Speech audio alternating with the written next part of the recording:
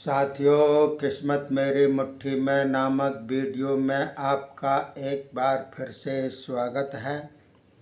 क्या आप जानते हैं कि समुद्र का पानी खारा क्यों होता है? संभावना ये होती है कि समुद्र तल पर जो चट्टानें हैं उसकी वजह से शायद खारापन रहा होगा, और रहता भी है। कुछ चट्टानें ऐसी होंगी जो खारेपन पानी को करती हैं। होंगी और है में बहुत अंतर होता है।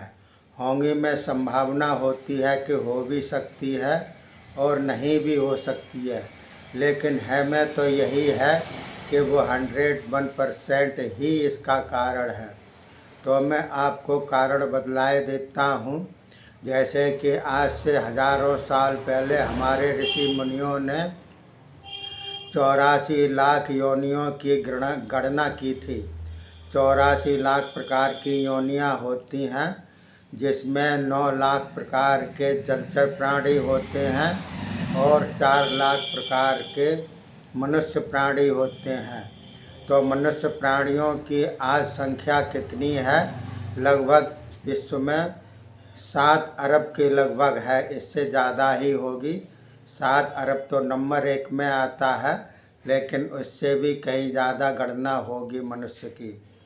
इसी प्रकार से जलचर प्राणी की जो 9 लाख प्रकार की योनियाँ बतलाई गई हैं, तो आप गणना कर सकते हैं कि आज के युग में, आज की तारीख में असंख्यात बढ़ोतरी हो गई होगी जलचर प्राणियों में। तो जो जलचर प्राणी होते हैं वह जल के अंदर ही मल मूत्र का विसर्जन करते हैं और खाते पीते हैं, वहीं पर मर जाते हैं। तो मल और मूत्र में क्षारीयपन होता है, खारापन होता है, और ये समुद्र में ही चूँकि रहता है, समुद्र के पानी से बाहर नहीं जाता है, इसलिए समुद्र का पानी खारा है। इसके अलावा गर्मी के दिनों में समुद्र में से वाष्प बन जाती है कुछ पानी की, हवा के गर्मी के द्वारा। तो वाष्प जो होता है वह शुद्ध होता है, उसमें खारीपन नहीं होता है। लिहाजा समुद्र में जो पानी रह जाता है वाष्प के अलावा, उसमें और ज़्यादा खारापन आ जाता है। तो ये विशेष कारण है इसमें समुद्र के पानी में खारापन का।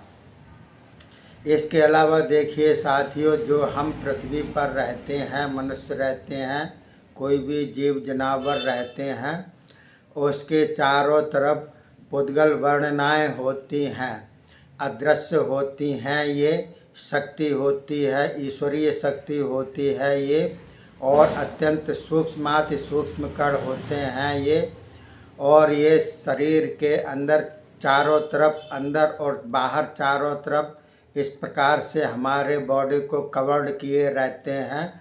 जिस प्रकार के आदमी जब समुद्र के अंदर या पानी के अंदर डुबकी लगाता है तो उसके चारों तरफ पानी हो जाता है, लेश मात्र भी कोई जगह नहीं बचती है जहाँ पानी ना हो। जब वो हाथ पैर इस प्रकार से फैलाता है तो पानी इधर होने के बाद में फिर वहीं पर यथास्थान पर हो जाता है। इसी प्रकार से हमारे चारों तरफ जो पुद्गल वर्णनाएँ हैं वो असंख्यात हैं, आकाश में अनंत हैं, कोई भी जगह उससे खाली नहीं है आकाश में। तो जब हमारा शरीर उससे कवर्ड होता है तो हम इस प्रकार से हाथ करते हैं, तो जिस प्रकार से पानी से हाथ इस प्रकार से करते हैं पानी में, तो पानी में हलचल हो जाती है और थोड़ी देर बाद वहीं की वहीं पानी के कण हो जाते हैं। इसी प्रकार से जो वर्णनाएँ हैं हमारे चारों तरफ, वो खाना खाते समय या बोलते समय, आँख झपकाते समय इधर उधर हलचल होती रहती है, लेकिन बाद में वही यथास्थान पर पहुंच जाती है, स्थान पर ग्रहण कर लेती है। इधर से उधर होने के बावजूद भी वह वहीं पर आ जाती है बाद में। इस प्रकार से हमारे चारों तरफ ये फैली हुई हैं। ये ईश्वरीय शक्ति का एक विशेष रूप है। और इसके गुण तो अनंत हैं। वैसे मैं बतला दूं कि ये पारदर्शी होते हैं, इसमें किसी प्रकार का कोई भी भार नहीं होता, ये भारहीन होते हैं और पारदर्शी भी होते हैं। इसी कारण हमको महसूस नहीं होता है जब हम हाथ करते हैं या झपकाते हैं आँखों को, तो कुछ भी महसूस नहीं होता है, क्योंकि पारदर्शी भी हैं और भारहीन ही हैं। तो इस प्रकार से ये होता रहता है। हमारे चारों तरफ ये पुद्गल वर्णाएँ उसको हलचल को कैच करती रहती हैं। जिस गति से हम काम करते हैं उस गति से ही ये बिल्कुल हमारी शक्ति को, हमारे हर चीज़ को कैच कर लेती हैं और वह जब तक रहती हैं कैच किए हुए रहती हैं, नोट किए हुए रहती हैं, जब तक कि उसका परिणाम नहीं हम भोग लेते हैं या परिणाम नहीं उसमें विदित हो जाता है।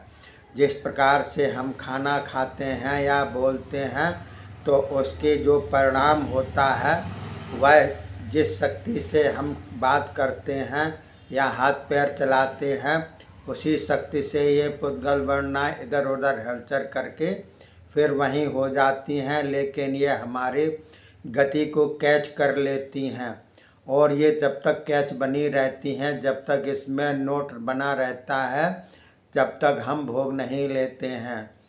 तो इसके अलावा देखिए जो भी भारीपन होता है कणों में उसमें गति कम होती है और जितने ही कण हल्के होते चले जाते हैं सूक्ष्माति सूक्ष्म, उतनी ही उसकी गति तीव्र होती चली जाती है। जैसे कि आपने देखा होगा कि बरसात के समय में जब बादल गड़गड़ाते हैं, बिजली चमकती है, तो सर्वप्रथम हम उसकी चमक को देखते हैं, बिजली की चमक को देखते हैं, क्योंकि बिजली की जो चमक है उसकी किरणों की गति अत्यंत तेज होती है। इसके बाद में हम कानों से उसकी गड़गड़ाहट सुनते हैं। तो पहले चमक देखते हैं फिर गड़गड़ाहट इसीलिए सुनते हैं क्योंकि जो गड़गड़ाहट अर्थात जो वजन है उसका आवाज़ का तरंगों का वह भारी है, क्योंकि प्रकाश की गति तेज है, उसके सूक्ष्म कण हैं इसलिए, और आवाज़ की गति उससे थोड़ी मध्यम है, कम है, क्योंकि इसके कण भारी होते हैं, तरंगों के कण जो होते हैं वो भारी होते हैं। इसी प्रकार से जितने भारी होते चले जाएंगे उतने ही उसकी गति कम होती जाएगी और जितने ही हल्के से हल्के होते जाएंगे उतनी ही गति तेज होती चली जाएगी। लेकिन जब हमारे पास कोई भी चीज़ तरंगें आती हैं तो पुद्गल वर्णाओं के ही माध्यम से आती हैं और फिर जब उसका कारण समाप्त हो जाता है तो उसमें जो भी पुद्गल वर्णाएँ हैं उसमें स्वाभाविक गति, स्वाभाविक स्थिरता, रंग रूप किसी भी प्रकार का नहीं होता है, स्थिरता आ जाती है। इसी प्रकार से हम जब मन में किसी भी चीज़ का मन में करते हैं, विचार करते हैं, तो उन विचारों का, उनके मन का हमारे बॉडी से तरंगें निकलती हैं जो अदृश्य होती हैं, क्योंकि विचारों की तरंगें और मन की तरंगों की गति प्रकाश की गति से भी अत्यंत सूक्ष्म होती है। इसी प्रकार से उसकी गति भी बहुत तेज होती है, क्योंकि सूक्ष्म कण होते हैं अत्यंत प्रकाश से, इसलिए प्रकाश की गति से भी अत्यंत तेज मन की और विचारों की गति होती है। और ये जहाँ पर हम विचार करते हैं, जैसा मन करते हैं जिस वस्तु का, जिस किसी भी चीज़ का, तो वहाँ पर ये तुरंत पहुँच जाती हैं।